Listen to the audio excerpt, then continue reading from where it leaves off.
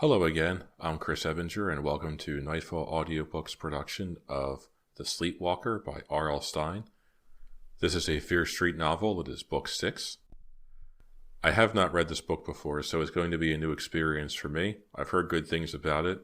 It's about a girl who sleepwalks, and apparently there's witches and a magician and a hypnotist involved, and there's probably a twist at some point somewhere in the story, and it wouldn't be R.L. Stine if there wasn't.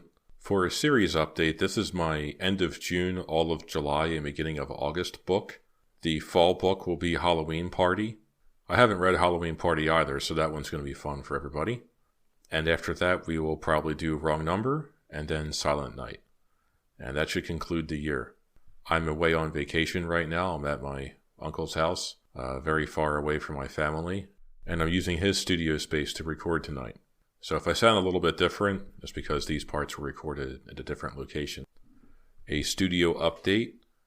My tables are built, the walls are drywalled, and they are ready for a mover's blanket or a quilt or a down comforter or something like that to deaden the sound.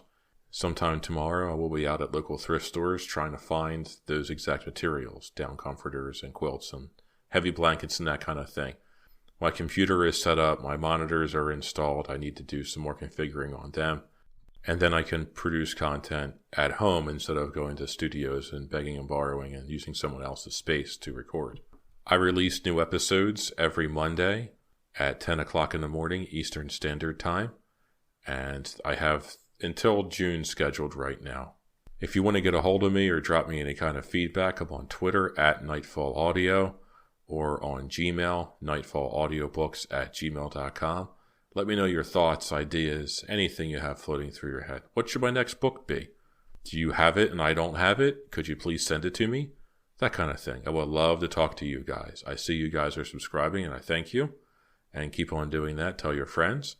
And I will catch you at the end of The Sleepwalker for the next series update. Until then, have a good one. Hi, I'm Chris Evinger, and welcome to Nightfall Audiobooks production of The Sleepwalker by R.L. Stine. This is a Fear Street novel, number 6. Prologue. As pale as moonlight, Myra seemed to float across the lawn. Her long coppery hair billowed in a gusting night breeze. Her silky white nightgown shimmered in the soft light, flapping soundlessly in the wind. Eyes gently closed, Myra moved effortlessly, almost ghost-like, barefoot over the tall grass. A chorus of tree toads began to chirp, but the noise didn't stir her. A few seconds later the song ended as abruptly as it had begun. Now the only sound was that of her breathing, hard and irregular, the only sign that she was alive, that she was real and not a beautiful moonlit apparition. She reached the low hedge at the end of the lawn and turned, as if guided by some inner radar. A car turned onto the street and rolled quickly past. The sleepy driver didn't even see her. Hidden in the shifting night shadows, Myra floated the length of the hedge. With her long, flowing red hair, her pale white skin, the soft, almost luminous nightgown billowing around her, she looked like a figure from a painting, one of those large Victorian portraits that hang in museums. When she finally opened her eyes, she didn't know where she was. She looked down first and saw that her feet were wet and heavy from the summer dew. Despite the warmth of the night, she felt chilled all over. I'm in my nightgown, she realized, and then, I'm outside, but where outside? I was having the strangest dream. The house suddenly loomed up in front of her, as if it too could float across the grass. I'm in my front yard, in my nightgown. Wisps of black clouds traced over the full moon. The shadows around her suddenly faded and moved. She realized she was cold not from the air, but from fright. She stared up at her house. It looked so different, so big and unfriendly. The windows were dark. No one was awake inside. No one knew she was out here, standing in the cold, wet grass. How did I get out here? Am I awake or asleep? What is happening to me? Chapter 1. 1 week earlier. Mrs. Barnes yawned as she set the plate of scrambled eggs down in front of Myra. Goodness, I wake up more tired than when I go to bed. She was wearing her white nurse's uniform. Myra noticed that the seams on her mother's white stockings were crooked. Myra looked down at the soggy yellow pile on the plate and made a face. Why do I have to eat scrambled eggs so early in the morning? It looks like puke, Myra's sister Kim said with the typical directness of a 10-year-old. Don't say things like that at the table, Mrs. Barnes said, yawning again. Even if they're true. But that's what it looks like, Kim protested. Why can't I say it? Kim was wearing red short shorts and a plain white t-shirt ready for day camp. You need a big breakfast, Mrs. Barnes told Myra, ignoring her younger daughter. You're starting a new job this morning. You'll need plenty of energy. Yeah, a little cholesterol to get me going. Thank you, Nurse Nancy, Myra said, reluctantly poking her fork in the eggs. Nurse Nancy, Kim repeated. For some reason, it struck her funny. Having a mother who was a nurse had certain drawbacks, Myra thought. One of the major drawbacks was all the healthy food you were forced to eat. Mrs. Barnes took a sip of coffee. Oh, no. Wouldn't you know it? A small brown splash of coffee stained her white uniform. She rushed to the sink to get a wet cloth to wash the stain off. Myra poured about 1.5 pounds of salt on the eggs, and they didn't taste too bad. I can't believe I'm going to work today, she grumbled. Some summer. Some summer, Kim mimicked, her mouth full of cornflakes. Stop repeating everything I say, Myra snapped at her. In retaliation, Kim opened her mouth wide, showing Myra the wad of chewed-up cereal inside. I can't believe you got this job at all, Mrs. Barnes said, returning to the table with a big wet spot on her uniform breast. Hey, thanks for the vote of confidence, Myra said, laughing. No, that's not what I meant. I never thought Mrs. Cotier would hire you, because of me. She very carefully took another sip of coffee, holding the saucer under the cup. I took care of her when she was in the hospital sometime last year. Oh, what a pain in a you-know-where. Where? Kim asked, then burst out laughing. Mrs. Cotier never stopped complaining about the hospital, or about me. Nothing I did seemed to please her. She even called my supervisor in and told her I was a terrible nurse and I was trying to kill her. Can you imagine? Myra couldn't imagine. She knew how hard-working and serious her mother was about her job at the hospital. Ever since her parents had divorced and Myra's dad had left, the nursing job had been the most important thing in Mrs. Barnes' life, except for Myra and Kim, of course. So, when I heard you had applied for a job with Mrs. Cotier, I didn't think you stood a chance. Myra's mother continued, sipping coffee. I guess maybe she doesn't realize that you're my daughter. Myra dropped her fork. She suddenly had a heavy feeling in the pit of her stomach. You mean she's a horrible old witch? Why did you let me take this job? I'm sure she'll be very nice to you, her mother said quickly, realizing maybe she shouldn't have told Myra about Mrs. Cotier's hospital stay. You said she was nice when she interviewed you. Yeah, she was very sweet, Myra said. And she's paying such a generous salary, Mrs. Barnes said, taking her empty cup to the sink and rinsing it out. I mean, $5 an hour just to straighten up, prepare her lunch, and read to her in the afternoon? Come on, Myra, you lucked out. I guess, Myra said, deciding to give up on the eggs. She drank down her glass of orange juice in one gulp. No guessing about it. We really can use the money, you know. Your father, wherever he is, isn't contributing a penny. A bitter frown crossed Mrs. Barnes' face, making her look older than her 39 years. Why can't I have a job? Kim asked. There were puddles of milk on the table all around her bowl. Myra had always been neat and careful. Kim was the opposite of Myra in just about every way. You do have a job, Myra teased, being a good little girl. You're stupid, was Kim's reply. A horn honked out on the street. That's your day camp bus, Mrs. Barnes cried, running out the front door to signal to the driver that Kim would be right out. Is your camp bag packed? Do you have everything? Yes, Mom, Kim said, grabbing up the canvas bag and heading to the door. How about shoes? Don't you think you'll need shoes? Mrs. Barnes asked, pointing. Kim was leaving for camp barefoot. A few minutes later, Kim was on her way with camp bag and shoes. Mrs. Barnes returned to the kitchen, where Myra was rinsing off her plate and glass, having taken advantage of her mother's absence to dump the remainder of her eggs into the garbage disposal. I've got to get to the hospital, Mrs. Barnes said, straightening her white stockings. You all set for your job? Not after what you told me, Myra exclaimed, drying her hands. Mrs. Cotier will probably treat me like a total slave. She'll chain me up and force me to scrub her fireplace with a toothbrush. You and your wild imagination, her mother said, sighing. I never should have told you that story. I forgot how creative you can be, and how you're always exaggerating, making things worse than they are. Is that what you think of me? Myra asked, a little hurt. Mrs. Barnes kissed her on the forehead in reply, picked up her bag, and headed toward the front door. Do you want a lift? No, thanks. I want to walk, burn off those eggs. Mrs. Cotier lives on Fear Street, doesn't she? You're certainly brave this morning. Yeah, she lives back near the lake, but I don't mind Fear Street in the daylight, Myra said. I mean, what could happen? Chapter 2. Oh, my beads! Hazel, Mrs. Cotier's black cat, swiped at Myra's beads. They broke and clattered over the kitchen floor. What happened, Myra? Mrs. Cotier called from the dining room. Oh, nothing. Just my beads, Myra said, bending over to retrieve them. The cat, alarmed that Myra had dived down on all fours, ran out of the room. I love these beads, Myra thought. Walker, her new boyfriend, had given them to her the night before he had left with his family on vacation. They were glass, pale blue like opals. She had promised him she'd wear them every day and think of him every time she saw them. But now... "Oh, your beads broke?" Mrs. Cotier appeared in the doorway. "Can I help?" "No, I think I got them all." Myra climbed to her feet, the beads in her cupped hands. "Let me restring them for you." Leaning on her cane, Mrs. Cotier held out her hands, which were surprisingly smooth and didn't look like an old lady's hands at all.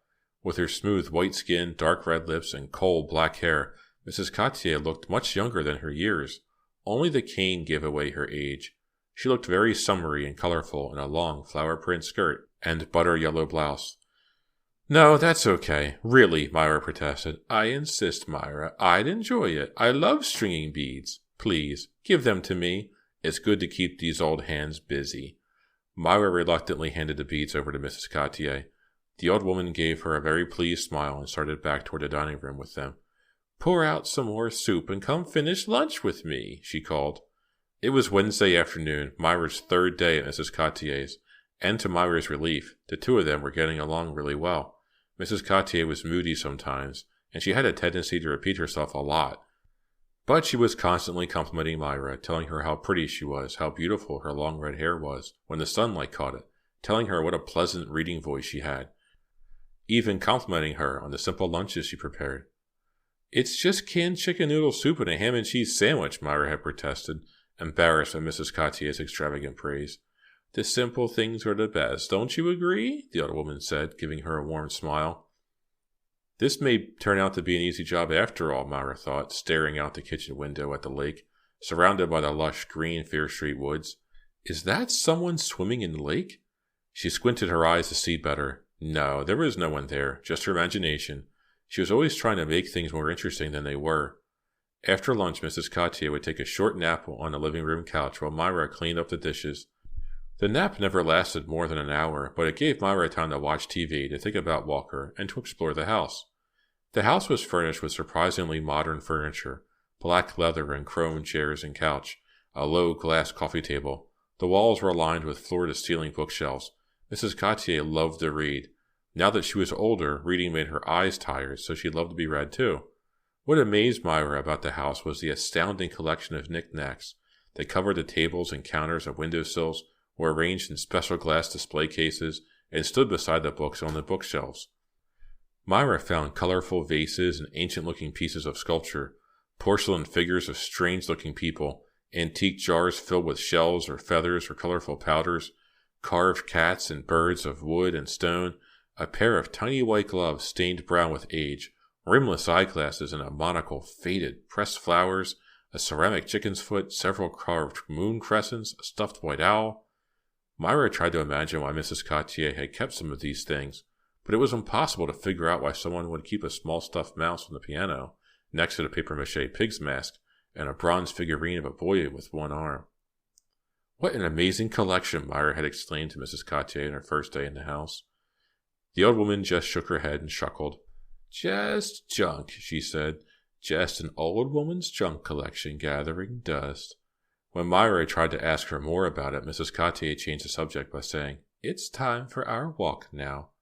Every afternoon they took a short walk by the lake shore, Mrs. Cotier leaning on her cane with one hand, sometimes holding onto Myra's arm with the other. Walking such a long distance on the marshy ground was obviously difficult for the old woman, but she insisted they do it without fail every afternoon. For some reason, this became Myra's least favorite part of the job.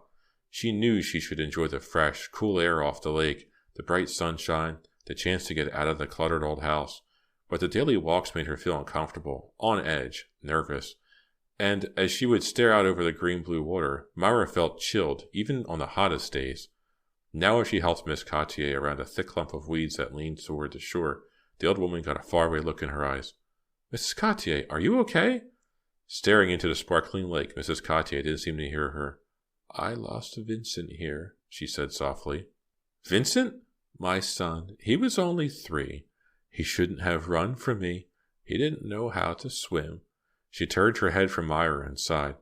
"Sometimes I think I see him out here, all these years later, and I still see him." She gripped Myra's arm tighter. When did it happen? Myra asked. Mrs. Cotier didn't answer. She remained silent for a long while, and then finally turned back toward the house. Let's go in. It's time to read now. Nicholas Nickleby by Charles Dickens was the book Mrs. Cotier wanted Myra to read first. It was a huge brick of a book. Myra was sure it would take the entire summer to read it. She had been forced to read Great Expectations in school that year. It was okay, she thought, but not anything she'd choose to read. She was surprised to find that she was enjoying Nicholas Nickleby. It was actually pretty funny. Mrs. Cotier sat up very straight in the black leather couch as Myra read, stroking Hazel, who stayed awake at her side as if listening to Myra read. Sometimes Mrs. Cotier closed her eyes. Myra wasn't certain if she was just resting them or if she had dozed off, but she continued reading anyway. It was so quiet in the house. The only sounds were the gentle purring of the black cat, Myra's voice, and the ticking of the bronze clock above the mantel.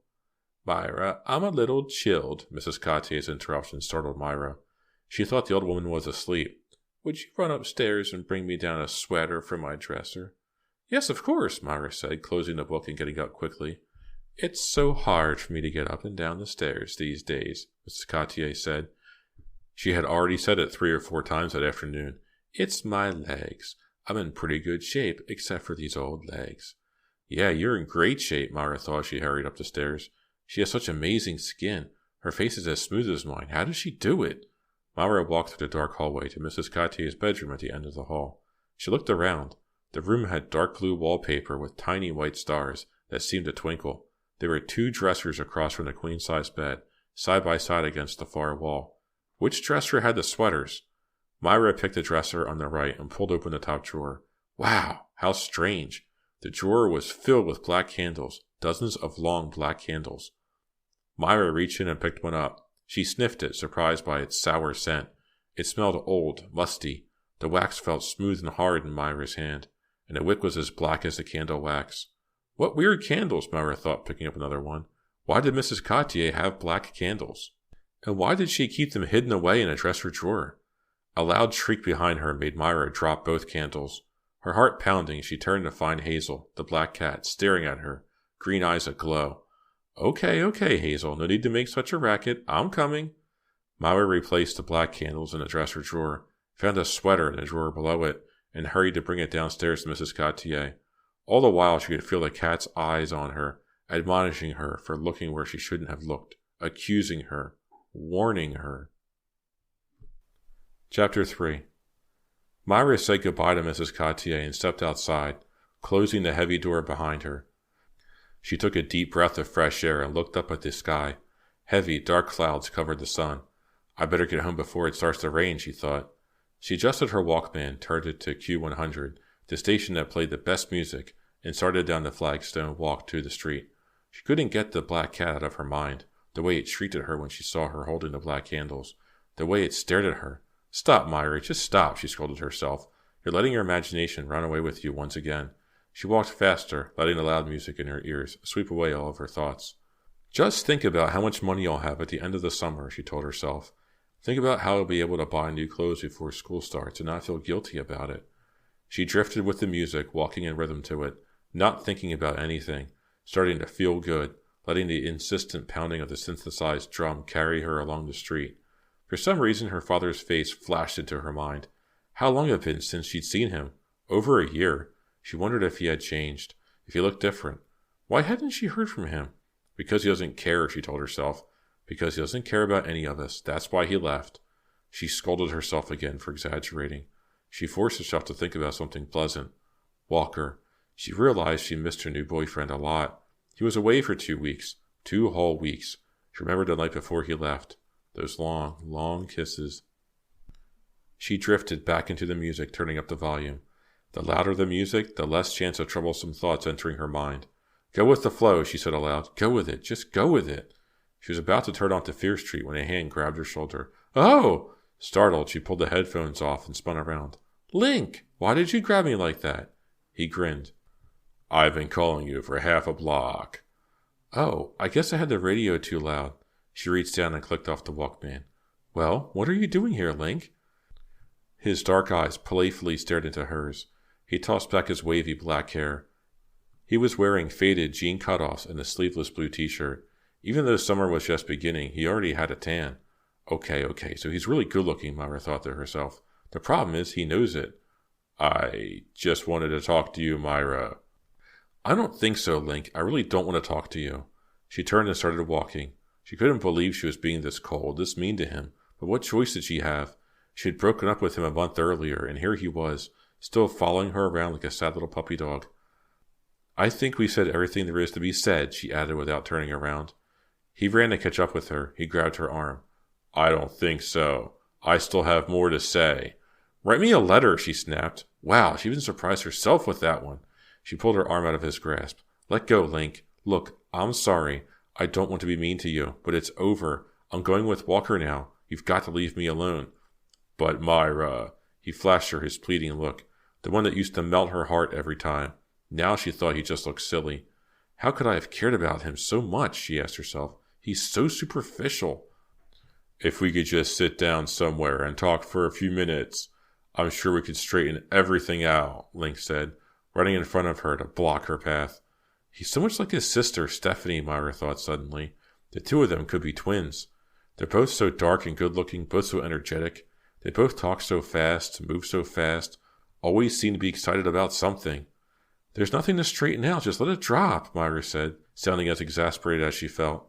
Since she'd broken up with him, he'd been bombarding her with phone calls, following her everywhere. Look, Link, I've been working all day. I'm tired and I want to get home before it rains. But you and me, that's much more important than a little rain, he said, walking backwards, staying in front of her. He's so conceited, she thought. He should go out with himself. There's no more you and me. I told you I'm going with Walker. He's a dweeb. What? Look, you're the dweeb. Don't start calling him babyish names. Now get out of my way and let me get home. He obediently stepped aside. She hurried past him. But Myra, if you just give me a chance, he called after her. Have a nice life, she screamed and started to run. You'll be sorry, he yelled, more sad than angry. You'll be sorry, Myra. When she turned around, he was gone.